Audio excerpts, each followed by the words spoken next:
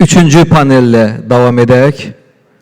Təkamül edən bank, texnologiya və innovasiya panelini idarə etmək üçün moderator Teymur Ağakişiyev dəvət edilir. Access Bank, əməliyyatlar üzrə baş direktor. Teymur müəllimi alqışlarınızla dəvət edək səhnəyə. Xoş gördük.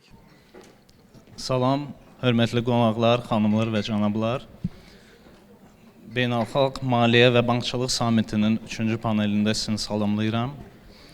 Bugünkü panelin mövzusu bankçılığın təkamülü, texnologiya və innovasiyalar və icazənizlə bu panelin spikerlərini dəvət etmək istərdim. Please welcome Mr. Sergey Francisco, Senior Director, Head of Digital Solutions, CIS SEE Region Visa. Welcome. Please welcome Ms. Irina Laurer, Country Manager CIS and Caucasus Swift. Welcome, Irina. Please welcome Mr. Cenk Abaj, CEO at Figensoft. Cenk Bey, salamlayırıq. And please welcome Mr. Faruk Farajulayev, Chief Commercial Officer, Azın Telecom.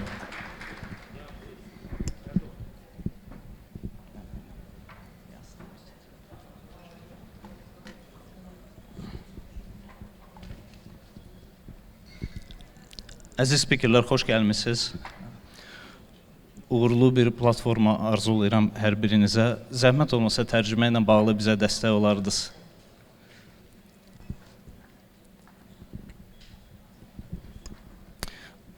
Bugün rəqəmsal ödənişlər, rəqəmsal transformasiya, işçi təcrübəsi, yəni sırf digitallaşma ilə bağlı olan işçi təcrübəsinin gələcəyi və biometriya haqqında danışacaq. Biometrik texnologiyalar haqqında, hansılar ki bizim həyatımızda, hər günümüzdə artıq var. Texnologiya bank sektorunu hər gün dəyişir. Hər gün bunun şahidi oluruq. Müştərilər daha sürətli, daha operativ, daha təhlükəsiz xidmət gözləyir bizdən. Bugün müxtəlif sahələrdən olan ekspertlərimiz öz təcrübələrini bölüşəcək, fikirlərini bizə söyləyəcək. İcazənizlə birbaşa birinci spikerə keçmək istəyirəm. Сергей, здравствуйте.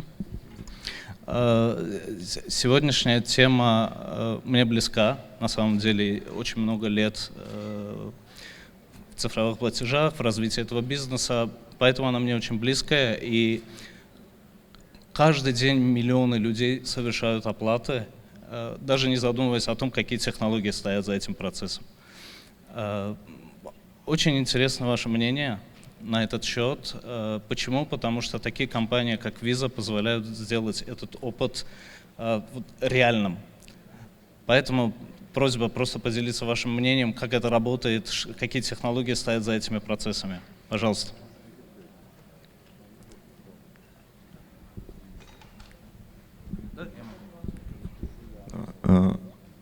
Добрый день. Спасибо огромное за приглашение и вот на самом деле за очень правильный вопрос. Да? И сегодня я хочу поговорить не просто о цифровых решениях для платежей, да, а о том скорее, как сами платежи трансформируются в современном мире. Да? И как трансформируется фундамент этой новой цифровой экономики, если можно так сказать. Мы уже не говорим с вами сейчас о платежах как традиционных транзакциях, что ли. Это скорее, вот и предыдущие все спикеры говорили, мы говорим о интеллектуальном цифровом опыте, который приходит в наш мир банкинга, платежей и тому подобное. Если мы посмотрим на вообще эволюцию платежей, все, что происходит, то мы видим, что платежи становятся в первую очередь невидимые абсолютно для клиентов, для всех. Они становятся встроенными, если можно так назвать. И самое главное, это все происходит в реальном времени. Уже нет времени думать и тому подобное. Нужно здесь и сейчас, это о платежах. В то же время это приводит к тому, что банкинг как таковой меняется с простой инфраструктуры, если можно так сказать, да, в опыт, в пользовательский опыт. Об этом сегодня уже много говорили, да, как это все меняет. И возникает, соответственно, новая реальность, в которой вот платежи наши с вами, да, должны быть seamless и trusted by design, если можно так вот сказать по-английски. Да. Пользователь сейчас уже не хочет и не должен думать о платеже, скорее всего. Но в то же время вся инфраструктура, которую мы создаем, она должна гарантировать безопасность этого платежа абсолютно на любом этапе, да, если можно. И это требует совершенно другой цифровой основы, если можно сказать. Да. На чем строится эта основа, этот фундамент? Ответ – это не один продукт, однозначно. Это комбинация трех, наверное, на данный момент фундаментальных элементов, если можно сказать. Это в первую очередь токенизация, новая аутентификация и AI. AI, который становится уже автономным, если можно так сказать. Вот из того, что происходит, то, что мы видим, он не просто оптимизирует или анализирует данные, это уже автономная вещь. То, что я упомянул, токенизация. Этот сдвиг, который мы видим в индустрии сейчас, в платежах и в решениях, даже не AI, не в первую очередь, а это полный уход от работы с чувствительными данными. Безопасность превыше всего, потому что при любом платеже человек хочет получить здесь и сейчас, но в то же время абсолютно безопасно. Поэтому я могу сказать, что токенизация как таковая, она становится неизбежной, просто неизбежной. Мы видим все, что происходит в мире. Токены, они убирают необходимость хранения и передачи чувствительных данных. Они снижают фрод. По нашим исследованиям, что, условно говоря, переход на токены примерно от 60% уменьшает мошенничество. То есть более чем в половину убивает это все. Соответственно, повышаются approval рейты, это мы тоже видим. В некоторых странах это повышение двухзначно измеряется, двузначными числами процентов. Токены позволяют более просто делать новые типы, как подписки и тому подобное, новые виды платежей. Сейчас, в данный момент, только у нашей компании, у Visa, сгенерировано, выпущено больше 10 миллиардов токенов. То есть представьте население планеты и количество токенов, которые активно в работе. Токены используются везде, в решениях Click-to-Pay наши, тоже цифровые гиганты Apple, Google Pay и так далее. Это все основано на токенах, на безопасности. И вторая часть – аутентификация. OTP, пароли – это уже, даже не сегодня, это уже вчера. Эти вещи оставляли в платежах, скажем так, friction, да, и они по-прежнему остаются уязвимыми. Поэтому второй глобальный тренд, который происходит, это миграция аутентификации клиентов в сторону паски. В нашем случае это Visa Payment паски, которые паски основаны на новом FIDO стандарте, да, мировом, и это защищает аутентификацию клиента полностью. Опять же, по исследованиям, примерно сейчас, вот то, что мы видим, использование биометрии вместо OTP, пароля и так далее, на 50% сразу же снижает фрод и так далее. Вот, соответственно, вот такая мысль, что по трендам у нас с вами есть токены, которые защищают платеж, и есть паски, которые защищают идентификацию клиента. Вместе это все, как я говорил, secure by design, frictionless by default. Вот. Если говорить о будущих платежах, да, архитектура все-таки вот базируется она понятна, токенизация. Защита креденшалов. Кстати, вот сейчас мы перестаем, и вот вы обратите внимание, говорить о номере карты или тому подобное, защищаются креденшалы, так называется. То есть сам платежный механизм, он преобразовывается. Аутентификация защищает, паски защищает клиента, и artificial intelligence. о котором сегодня очень много говорили, да, он существует давно, существует в различных проявлениях, как защита от фрода, оптимизация, персонализированное предложение и так далее для клиента. Но сейчас AI начал действовать и начинает совершать, инициировать платежи, оптимизировать платежи, и принимать решения. И все это от имени пользователя, консент от которого как раз с помощью паски мы можем получить. Да? То есть клиент, когда биометрия подписывает свой intent, так называемый, намерение совершить платеж, это безопасно, это биометрия, это закрыто. Вот. Что еще могу сказать? Наш регион, в котором мы находимся, он очень быстро растущий с точки зрения электронной коммерции, все, что происходит. Следующий тренд у нас — это вырабатывается так называемое mobile first поведение. То есть люди, не только молодежь, абсолютно все, мы видим строгий, полный сдвиг в использовании мобильных приложений, мобильных устройств, да, часы, там, все что угодно, то, что носимое с тобой для совершения платежей. И в то же время у нас с вами в нашем регионе еще по-прежнему большой потенциал для снижения кэш-транзакций, так сказать. Безналичные платежи растут, но все еще впереди. То есть сейчас у нас с вами есть возможность, условно говоря, если правильно построить индустрию, платежную индустрию, перепрыгнуть определенные этапы, которые, скажем так, это уже вчера. Вот. Современная индустрия основана на совершенно других вещах. И я могу сказать, что те игроки, которые будут инвестировать в токенизацию, в защиту credentials, да, перейдут на паски и будут инвестировать в инфраструктуру AI, будут определять рынок в будущем, я думаю. Спасибо большое. Спасибо большое. Меня слышно? Да. У меня был готов вопрос к вам. Он касался AI, о котором мы так часто говорим, на самом деле, и сегодня, и на протяжении последних года-двух, может, да, то есть каждый саммит, каждый форум проходит чуть ли не под лозунгом AI. Если отбросить все в сторону, вот все стереотипы, вот все что угодно, и заглянуть так на 5 лет вперед, вы, как Сергей, что вы видите, какой максимальный вклад AI вложит именно в развитие платежей? Буквально коротко. Как Сергей? Да. Я думаю, что через 5 лет AI-агенты будут помогать Сергею не только искать товары, подбирать какие-то там, я не знаю, путешествия и тому подобное, но делать платежи, будут делать это по-прежнему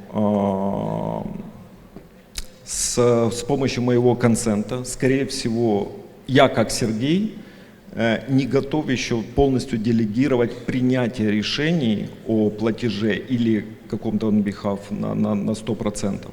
Вот. Но с моего консента, то есть когда я буду говорить вот четко поставленная задача и так далее, да, это будет делать мои агенты on my behalf, так сказать. Потому что это современный мир, это о времени, о перегруженности, о избытке информации, избытки на самом деле, да, и вот как раз агенты — это то, что будут для меня решать этот очень важный вопрос, когда мне условно, я не знаю, там, даже командировка или поехать в отпуск, да, у меня есть даты, купи билеты, организуй гостиницу, закажи такси и тому подобное, вот это, да, это будет работать, это если о Сергее. Спасибо большое. Спасибо. Я плавно хочу перейти ко второму спикеру. Ирина, здравствуйте. Очень приятно вас видеть здесь. Спасибо, что вы с нами. Тема вашего топика — я на английском, если что. Цифровая трансформация. Да, окей, абсолютно свободно. Цифровая трансформация, о которой мы тоже часто говорим. И, то есть что-то мы в ней понимаем, что-то все еще пытаемся понять, где-то пытаемся разобраться. Что для вас цифровая трансформация? Thank you for your question, Timur. Gladly, I will explain. So what SWIFT is doing to contribute to the payment experience enhancement of banks clients and how we are transforming digital cross-border payments. Perhaps to take a step back, let's have a look at the modern client of the banks, right? It's no longer what it has been a few years ago, as we heard many times today. The modern client is demanding digital cross-border payment experience, which is simple. The payment initiation is simple.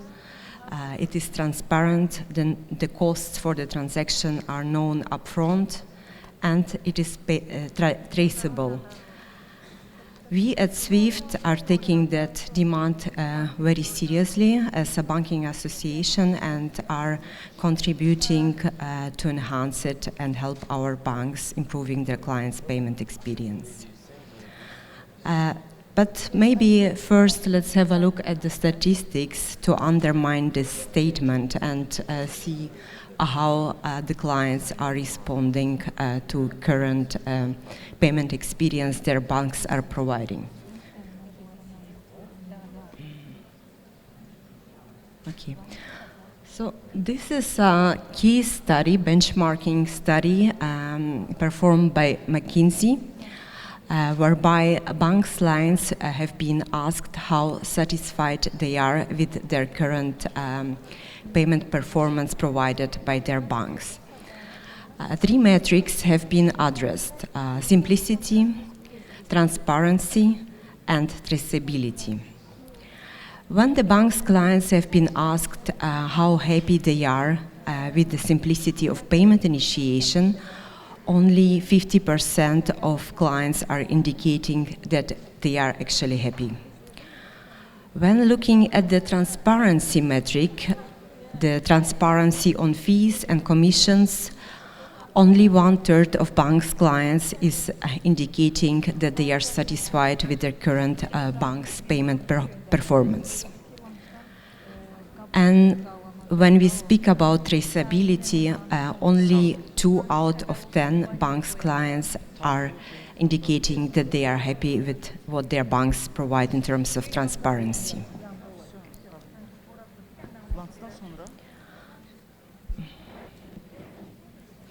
So, as I said, we at SWIFT, as a banking cooperative, we have been working over years to enhance these metrics and have developed a range of value-added services, which are helping enhancing cross-border experience for the banks and their clients.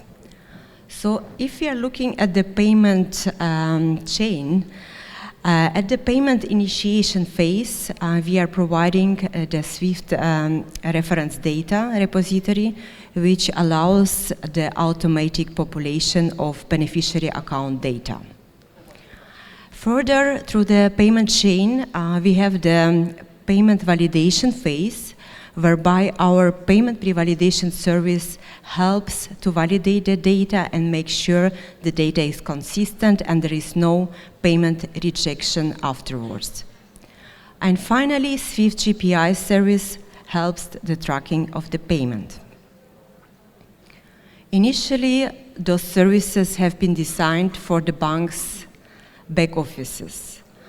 But in the recent years, we have brought those services directly to the digital channels of the banks to help enhancing cross-border payment experience and giving the access to the services directly to the bank's clients.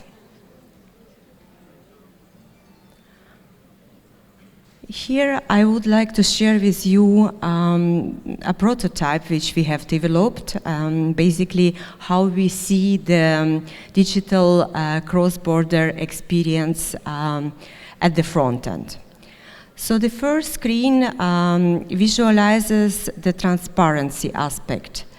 Ideally, the client, when the payment is initiated, is knowing upfront the total cost of the payment, right? The fees, commissions, FX, whatever applies. And also, the second screen is visualizing how the data is being prepared efficiently. So basically using those Swift value-added services I spoke about to reduce errors and make the payment experience more simple and compelling to the client. And finally, also the tracking option, which is available to the clients directly in the mobile applications as well. So this is how we see a good customer payment experience, a digital one. And ideally, the payments cross-border, same as domestic, should be available 24/7 and instantly to the bank's clients through the digital channels. That's it about what I have prepared. Thank you. That was a very interesting point. Do we have any questions from audience? Any questions, please? I have one. I was too fast, right? I have one. You told me I have to be fast. What is the biggest mistake companies make when they start the transformation process? Yeah, it's a very general question, but maybe I would focus on payments again, right? Our expertise. I think that it's a mistake is to focus on the technology only, basically. I think that we need to look broader and look at the overall operations, right? Operational processes. If I give an example linked to payments, what we see oftenly as a challenge also in the region, the banks are used to work during certain operating hours, right? So let's say from 9 to 6, and afterwards all the operations are being stopped, so do the payments, and the client have to wait until the next day, until the bank is open again and can process the payment.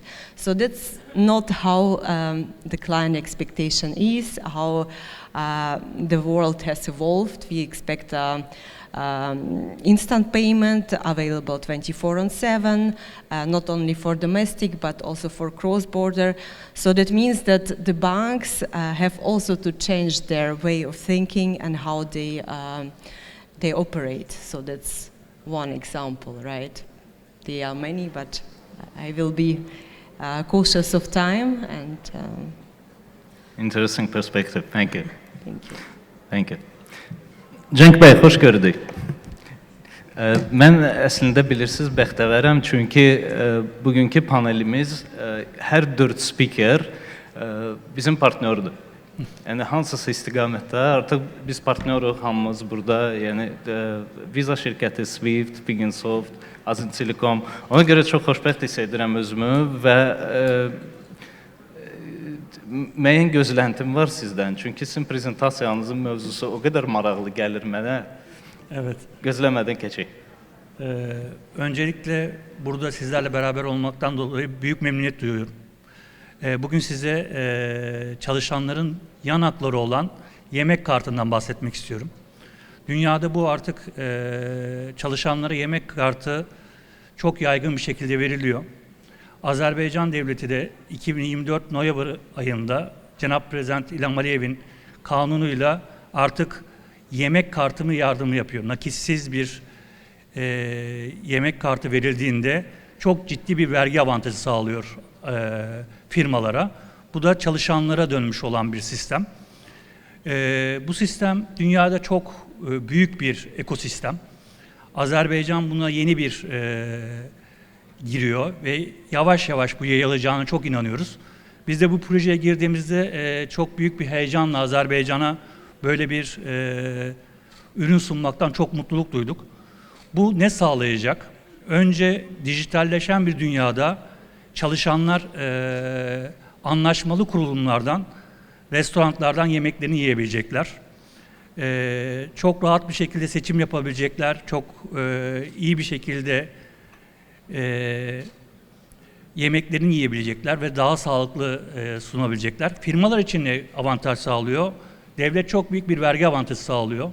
Aynı zamanda artık şeffaf bir dünya düzenindeyiz ve çalışanlara verilen yan hakların nereye gittiğini daha detaylı, şeffaf bir şekilde öğrenebilecekler. Bu ekonomiye de çok büyük katkı sağlayacak. Özellikle restoran sektöründe ciddi bir şekilde ekonomiye dönecek bir şey. Türkiye'de şu an 5 milyon kullanıcısı var bu yemek kartı şeyin ve 60 binden fazla restoran bu sisteme, ekosistemde koşulmuş bir şekilde faaliyet göstermekte. Ve yıllık 5 milyar TL'nin üzerinde bir ciro üretiyor. Bu vergilendirilmiş bir ciro haline geliyor. Şeffaf bir ekosistemde vergiler rahat alınabiliyor. Çalışanlar motivasyonu artıyor. Firmaların vergi avantajıyla daha iyi bir hale gelebiliyor. Biz burada daha şeffaf, daha iyi bir çözümle dijitalleşen bir ödeme sistemi sunuyoruz restoran kısmında. Bu da Azerbaycan'ın ekonomisinin daha da büyüyeceği haline geliyor. Avrupa'da zaten bu 100 milyonun üzerinde bir cirosu olan bir ekosistem. Bu şekilde biz de iyi bir şey sunacağımıza inanıyoruz.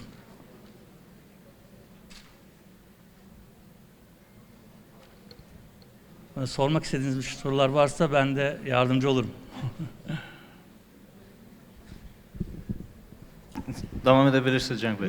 Ve benim anlatacaklarım bunlar. Teşekkür ederim size. Çok sağ olun. Benim bir sualım olacak size Cenk Bey. Ile prezentasyon. Cenk Bey bir sualım olacak size. Yəni, bugünün mövzusu, bir neçə günlərin mövzusu, illərin mövzusu AI-dır. AI köməkliyi ilə işçilərə yanaşmada hansısa fərqliliklər yarada bilərikmi? Yəni, nəyi nəzərdə tuturam? Tutalım, bir şirkətimiz var, şirkətdə 100 nəfər işçi işləyir və hər bir işçiyə xüsusi bir yanaşma etmək mümkün olabilecek mi? Bu tip sistemler onların alışkanlıklarını çözüyor ve alışkanlıklarına uygun daha çok nerelerde yapıyorsa AI ile beraber biz bunların içerisine katıyoruz zaten. Her sistemin içerisine yapay zekayı katıyoruz ki firmalar da onların kullanım alanlarına göre ihtiyaçlarını belirleyerek bütçelerini ona göre belirleyecekler. Yani yapay zeka bunun içerisinde var zaten. Çünkü şeffaf bir şekilde nerede yemek yediler, nasıl bir şey yaptı hepsini çözümlüyor ve ona uygun sistem sağlayacaktır. Teşekkür ederim. Ben Çok teşekkür ederim.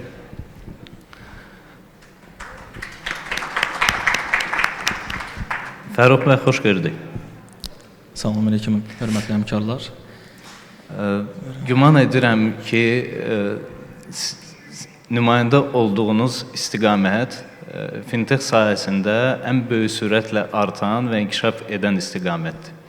Biz biometriyadan danışırıq və özümüz bunun şahidi ola-ola artıq anlamırıq ki, gün ərzində bizim hansısa biometrik məlumatlarla hansı sistemlərə daxil oluruq, hansı sistemlərə təsdiqlər veririk, sənədlər imzalayırıq və s.